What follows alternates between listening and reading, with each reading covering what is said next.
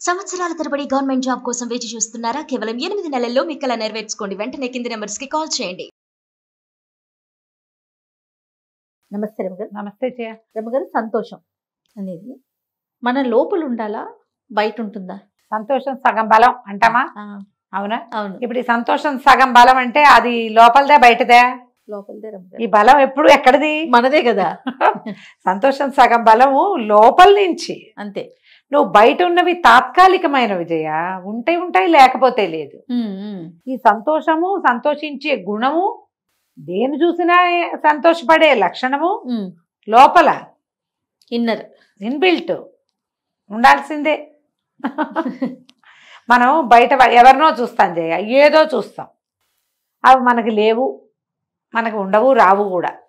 కానీ బయట చూసి సంతోషించే గుణం లోపలుంటే సంతోషంగా ఉంటాం మనం. అన్నిటికీ ప్రతిదానికి కూడా ఇదే పాయింట్. ఏ విషయాన్ని ఇప్పుడు నీకే ఏదైనా వనగూడింది, ఎక్కడి నుంచి అయినా వచ్చింది సంతోషం. పక్కవాడికి ఎవరికో కుదిరింది, వాడు అబ్బాయి ₹1,00,00,000 జీతం, ఉద్యోగం, చిన్న పిల్లాడు చిట్టుకుని సెటిల్ అయింది, సెలెక్ట్ అయిపోయాడు, ₹1,00,00,000 గూగుల్లో జీతం అనగానే అనుకుంటే లోపల ఏముండాలి? ఎవరిని చూసినా ఓ నిన్నటి దాకా ఇక్కడే తిరిగేవాడు పిల్లాడు, భలే వచ్చింది, హాయ్ పోరిని అంతుందా వీడికి, ఇలా ఆనందించాలి మనం. దీనికి ఏం కావాలి? ఉండాలి లోపలంటూ ఒక పదార్థం ఉండాలంటారు. ఆ సంతోషం అనేది బయట ఉండదు జయ, బయట తాత్కాలికంగా ఉంటుంది. శాశ్వతమైన సంతోష గుణము లోపల ఉండేది. అది ఉంటేనే మనం ప్రశాంతంగా ఉంటాం, మన ఆరోగ్యం బాగుంటుంది, మన జీవితం హాయిగా వెళ్ళిపోతుంది. మనకి ఏమైనా ఉన్నా లేకపోయినాను, ఏమి లేవు మనకి, ఏదో ఉంది కాస్త నలకంతా, అయినా కూడా మనం హ్యాపీగా ఉంటాం. దాంతో మనం హెల్తీగా ఉంటాం, మన చుట్టూ వాతావరణం అంతా హాయిగా ఉంటుంది. ఆ ఒక్క సంతోషం అనే బ్రహ్మ పదార్థం నీ లోపల లేదనుకో, బయటది ఎంతసేపు సంతోష పెడుతుంది నిన్ను? ఇదంతా నాటకం కదా, తాత్కాలికమైంది. రోజు నిన్ను ఆనందింపజేసే విషయాలు ఏం కనపడతాయి? ఆనందం లోపల ఉండాలి కదా, ఆ ఆనందము లోపల ఉండాలి. ఈ లోపల ఉండటమంటే ఏమిటి అది ఎప్పుడు ఇది ఒక ప్రశ్న ఉంటుంది. దేనికైనా సంతోషపడగలగటం చేయాలి, దేనికైనా సాధ్యమా రమగారు? ఎందుకు కాదు? మనుషులకి సాధ్యమా? ఎవరైనా ఈ రోజుకి సాధ్యమా? ఎప్పుడైనా సాధ్యమే. మనుషులు ఇలాంటి వాళ్ళు లేకపోతే ఆకాశానికి పందిళ్ళు చేయవాళ్ళు, అట్లా సంతోషపడే వాళ్ళు లేకపోతే మనం బతకలేము. ఆ సంఖ్య తక్కువ కదా? ఏం కాదమ్మా, ఎప్పుడు ఉంటారు, ఎప్పుడు 50-50 ఉంటుంది. 50-50 ఇస్తారా మీరు? 50-50. ఇప్పుడు దేన్ని చూసినా సంతోషపడకుండా, ఎవరిని చూసినా ఏడిచి, దేనికి సాటిస్ఫై కాకుండా ఏడుపు గొట్టుగా దౌర్భాగ్యంగా ఏడిచే 50% మనుషులు ఉన్నప్పటికీ అన్నిటికీ సంతోషపడుతూ, ప్రతిదానికి ఆనందిస్తూ, ప్రతి వాళ్ళ ఘనతని తమ ఘనతగా భావించే వాళ్ళు 50% లేరా? నీకు తారసపడలేదా జయ? అంటే సంతోషించేవారా, తారసపడతారు రమ్మగారు కదా? ప్రతిరోజు చూస్తా ఉంటా నేను.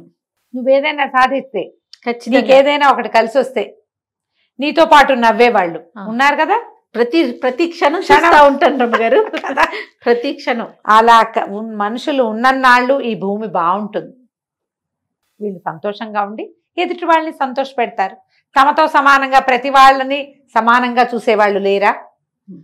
ఎవరిదైనా బాధిస్తే అయ్యో వీళ్ళకి ఎంత కష్టం వచ్చింది అని అనుకునే వాళ్ళు లేరా? అంటే మీరున్నారా ఆ సమాజంలో? మీరు ఆలోచించండి.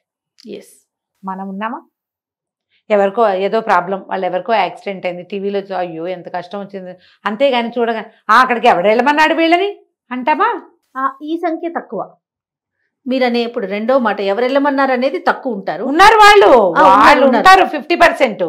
కానీ 50% అయ్యో ఎంత కష్టం వచ్చింది, ఎందుకు ఇంత పని జరిగిపోయింది, ఆ పిల్ల అన్యాయం అయిపోయింది, ఆ పిల్లాడు యాక్సిడెంట్ లో ఇది ఇప్పుడు ఆ పిల్లవాడు కోలుకుంటే బాగుండు.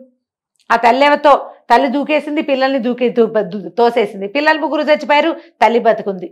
అయ్యో ఒక్క పిల్లాడైనా దక్కలేదే తల్లికి. ఒక్క పిల్లవాడు బతుకున్నా పాపిష్టి తల్లి, అది చేసింది సరైన పని కాదు. కనీసం తను బతికి పిల్లలు 3 చచ్చిపోయారు, అది పసిబిడ్డలు. నేను ఎవరైనా తల్లులు పిల్లల్ని చంపేసి చచ్చిపోయారంటే నాకు కొన్ని వాక్యాలు మాట్లాడేస్తాను జయ. నేను అవును అనిపిస్తుంది, తల్లింది మొహం మండా, పోతే పోయింది. ఆ బిడ్డను వదిలిపెట్టచ్చే. వాడు ఎంత చేయొచ్చు, వాడు ఒక అబ్దుల్ కలాం కావచ్చు కదమ్మా. మరి వాడికి ఏమైనా చేయొచ్చు. ఎవరో ఒకళ్ళ దగ్గర వాడి పిల్లలతో అన్యాయం అయిపోతారట. నువ్వు తగలబెట్టిన న్యాయం ఏముంది అక్కడ? వాడు ఎవరికో దొరుకుతాడు, ఎవరి జీవితాల్లోనో వెలుగులు నింపచ్చు ఆ పిల్లవాడు. ఏదైనా ఆ బిడ్డ వల్ల ఏదైనా ప్రపంచానికి మేలు జరగచ్చు. చంపేసి ఏం సాధిస్తుంది పాపిష్టి తల్లి? పోతే పోయింది, పీడాబంది, వచ్చిపో. నీకు అంత బతకాలని లేకపోతే. పసిబిడ్డకేం తెలుసమ్మా వాడు ఎందుకు చచ్చిపోవాలి? అవును. అది చూస్తే ఆ పూటంతా నాకు చాలా కష్టంగా ఉంటుంది జయ. తల్లులు పిల్లల్ని చంపేశారు, తండ్రి పిల్లలు. నువ్వు అక్కర్లేకపోతే ఒక వయసుకు వచ్చావు, అన్ని జీవితంలో కొంత అనుభవించావు. పిల్లాడికి ఏం తెలుసు కష్టము నిష్ఠూరము? ఆ పిల్లలకి ఏం తెలుసు?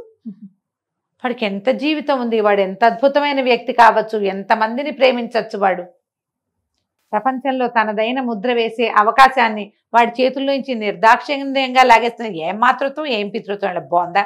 ఇక వాళ్ళని తిట్టుకుని అది కనపడిందంటే ఇక నాకు ఇదిగా ఉంటుంది. ఇప్పుడు మనం ఎవరిదైనా బాధను చూస్తే మనకు బాధ కలగాలి కదా. కలగాలి అంటే లోపల బాధ ఉన్నట్టు కాదు, స్పందించే మనసు ఉన్నట్టు. ఈ స్పందన సంతోషానికి ఎక్కువ వెచ్చిస్తున్నాం అనుకో. చిన్న చిన్న వాటికి ఒక హాయిగా, అబ్బా ఎంత హాయిగా గాలిస్తుంది, గాలిని ఎంజాయ్ చేస్తాం. ఆకాశం ఎంత చక్కగా ఉంది, ఇవాళ కొన్ని ఎండగాస్తోంది, నిన్న మొన్న చీదరగా ఉంది, పాపం వాళ్ళు ఎవరో బతికిపోతారు. ప్రతి దాంట్లోనూ ఒక పాజిటివ్ పాయింట్ని చూడగలగటం. నెగిటివ్ థింగ్స్ ఉంటాయమ్మా, జీవితం అంతా నెగిటివ్ థింగ్సే. ప్రతి దాంట్లో నుంచి పాజిటివ్ పాయింట్ని తీసుకోగలగాలి. సంతోషం ఉంటుంది లోపల. నీకేం లభించినా ఏం లభించకపోయినా ఏదో కాస్త చూపాసిగా కాస్త అంతే వచ్చింది, సుమారుగానే లభించింది. దానికి కూడా సంతోషపడాలి. ఇంకేదో అయిపోలేదని ఆనందించాలి. అదే మనం ప్రతిసారి చెప్పుకుంటాం, కాల్లో ముళ్ళు గుచ్చుకుంటే దేవుడా నువ్వు ఎంత బంగారు దేవుడివి, కంట్లో గుచ్చలా ఆ ముళ్ళు అనుకుంటాం. అవునవును. ఆనందించడానికి పాయింట్, ఆనందించే పాయింట్. లోపల సంతోషాన్ని వృద్ధి చేసుకోండి. నాకెవరు లేరు లేరు లేరు లేరు వాళ్ళు లేరు వీళ్ళు లేరు వీళ్ళు లేరు ఎవరు లేరు చెప్పుకునేందుకు లేరు. మంచి మాట వినడానికి ఎన్ని అవకాశాలు ఉన్నాయి మనకి ఈ రోజున. ఓ గుడికి నడిచి వెళ్ళొచ్చు, ఆటో కట్టుకుని వెళ్ళొచ్చు. ఇది వరకు గుళ్ళకి వెళ్ళాలని చచ్చేవాళ్ళం, ఏదైనా ఊరు వెళ్ళాలంటే ఇబ్బంది పడేవాళ్ళం. ఇప్పుడు ఎన్ని అవకాశాలు లభించినాయమ్మా, వాటన్నిటికీ సంతోషపడండి. అమ్మో నాన్న అందరికీ ఒక్కమ్మ ఒక్క నాన్ననే ఉంటారమ్మా. ఒక్కోళ్ళు అదృష్టవంతులు ఉంటారు, వాళ్ళకి అవకాశం ఉంటుంది. మా అమ్మగారిని తీసుకో, ఆవిడ పోయారు. మా పెద్దకి 65 years వచ్చేదాకా అమ్మ తోడుని అనుభవించింది. నాకు 40 వచ్చేసరికి అమ్మ పోయించేయ. అవును. నా 13వ ఏటే మా నాన్నగారు వెళ్ళిపోయారు. మా పెద్దకే నాకంటే 10 ఏళ్ళు పెద్దది కదా. నాన్న లేని దుఃఖం తనకే ఉంటుంది, నాకు ఉంటుంది. తండ్రి యొక్క సౌఖ్యం, తండ్రి యొక్క రక్షణ వాళ్ళకి ఎక్కువ లభించింది, మనకు తక్కువ లభించింది. మనకి ఇంకొకటి లభిస్తుంది, వాళ్ళ తోడు మనతోటి ఉంది. ఇది ఆలోచించాలి. వాళ్ళు లేకపోతే లేరు లేరు పోయారు అనుకోకండి. ఎవరో ఒకళ్ళు దొరుకుతారమ్మా. ఫాదర్ ఫిగర్సు, మదర్ ఫిగర్సు ప్రపంచం నిండా కనిపిస్తారు. నువ్వు చూడాలంతే. నీకు చూడటం చేత కావాలి. మంచి మాట్లాడుకుంటే ఉంటారు. సిస్టర్ ఫిగర్లు, బ్రదర్ ఫిగర్లు కూడా కనపడతాయి కదా. అవునవును, కనిపిస్తాయే. మరి దాన్ని వెతకండి, ఆ మంచిని చూడండి. Bright side of the life దాన్ని చూస్తూ ఉండాలి. దానివల్ల సంతోషం ఉంటుంది. దాంతోటే మన జీవితాలు బాగుంటాయి. ఇలాంటి వాళ్ళ వల్ల సమాజం బాగుంటుంది. వాళ్ళ కంపెనీ ఎప్పుడూ హాయిగానే ఉంటుంది. ఏవో మాట చిన్నపన్న మాట తేడాలు వస్తూనే ఉంటాయి. వాళ్ళు మనం ఏదైనా ఒక మంచి మాట అలా కొనుక్కున్నామని చెప్పినా సంతోషించరు కదా జయ. చాలా మంది కొనుక్కుంటే సంతోషించరు, బాగుపడితే సంతోషించరు. కానీ అందులో కూడా మళ్ళీ మనకి సంతోషపడే వాళ్ళు, బాగుందమ్మా బాగుంది ఉంటుంది, వాళ్ళు ఉంటారు. ఆ సమూహం కూడా ఉంటుంది కదా. కాబట్టి దీన్ని పెంచేందుకు ప్రయత్నం చేయండి. ఆ గుంపులో మీరు చేరడానికి ప్రయత్నం చేయండి. బ్రైట్ సైడ్ ఆఫ్ ద సొసైటీలోకి వెళ్ళండి. మీరు వాళ్ళెవరో అలా లేరని అడగద్దు, మీరవ్వండి. అది మనమైతే ప్రతి వాళ్ళు మనం కూడా సంతోషిద్దాం కదా. మనం ఒక అడుగు ముందుకేస్తే మనలాంటి సమాజం పెరిగిపోతుంది ఆటోమేటిక్గా. నువ్వు చేరి ఆ సమాజాన్ని పెంపొందించు.